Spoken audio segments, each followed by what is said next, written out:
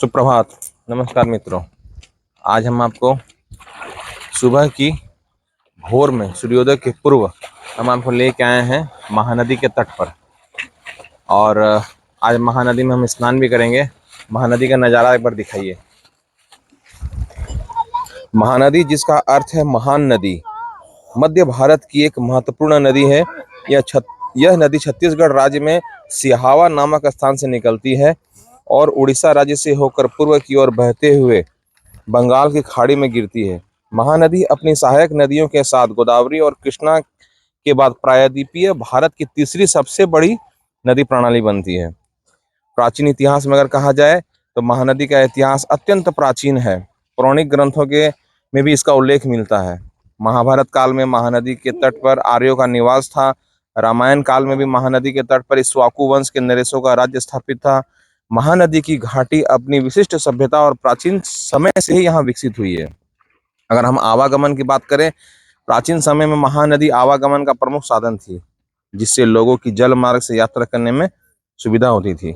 अगर हम व्यापार की बात करें तो महानदी का जल मार्ग व्यापार के लिए भी महत्वपूर्ण था, जिसमें छत्तीसगढ़ में उत्पन्न होने वाली वस्तुओं को समुद्र तट तक पहुंचाया जाता था। संबलपुर में स्थित हीराकुंड बांध, संबलपुर के निकट महानदी पर हीराकुंड बांध बना है, जो दुनिया का सबसे लंबा मिट्टी का बांध है। और कृषि की अगर हम बात करें तो महानदी कृषि के लिए महत्वपूर्ण है, क्योंकि यह सिंचाई का प्रमुख स्रोत है। महानदी बेसिन में कई उद्योगों का विकास हुआ, जिसमें आयरन और स्टील प्लांट, एल्युमिनियम फैक्ट्रियां, पेपर मिल और सीमेंट फैक्ट्रियां शामिल हैं।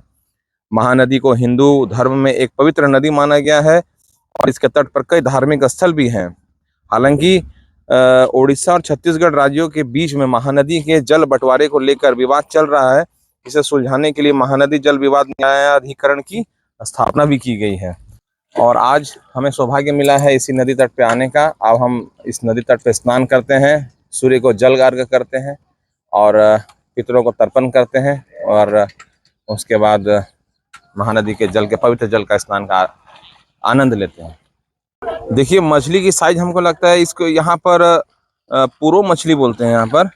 और मछली की साइज लगभग नहीं करके भी तो 2 से 2.5 फुट के आसपास मछली है। देखिए, मैं हाथ में कुछ इनका खाने के लिए लेके आया हूँ, मैं अभी इनको देता हूँ।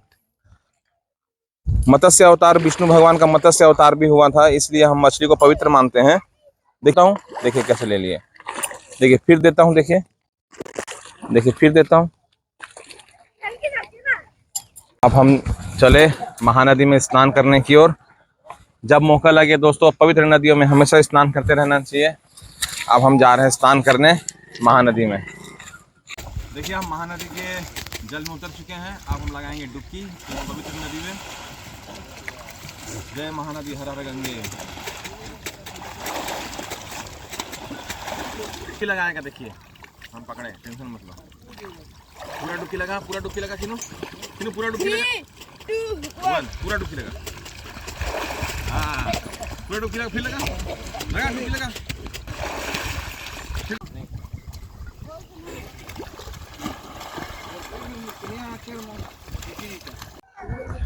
पवित्र महानदी में स्नान करने के बाद मैंने 1 लोटा जल लिया है। सूर्य भगवान को मैंने जल अर्घ कर दिया था। अब यहाँ पर एक भोलेनाथ का शिवलिंग है, मैं उस पर जल अर्पण करता हूँ।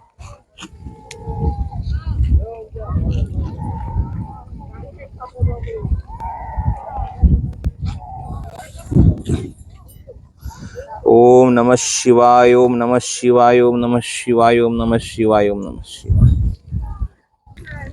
देखिए, सूर्योदय हो चुका है। बड़ा ही अच्छा अद्भुत नज़ारा है।